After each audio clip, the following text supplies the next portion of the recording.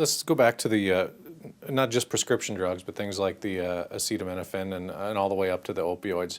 What are some of the dangers? Obviously, addiction is one, but just in terms of long-term use of those internally, what can those do if we continue to use those?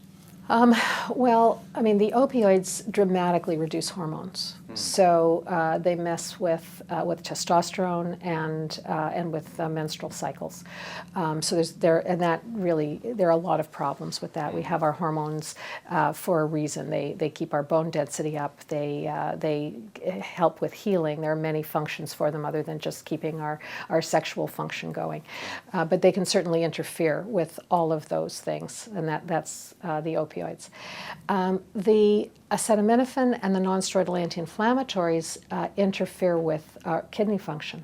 So one of the under-recognized causes of chronic kidney failure and the need for dialysis and transplant is chronic use of these analgesics. The acetaminophen, high doses of acetaminophen can cause liver failure. So 11 grams is said to be the toxic dose, the fatal dose. So if you take that in one day, that is very dangerous.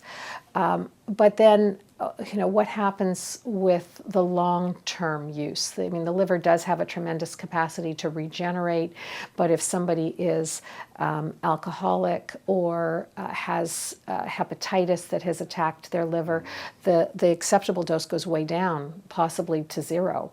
But that and that may change. I mean, that may change over time as their liver function deteriorates, and they may not realize that a gram of Tylenol or acetaminophen could be dangerous at some point. So that's something to be very, very wary of and very, very careful with.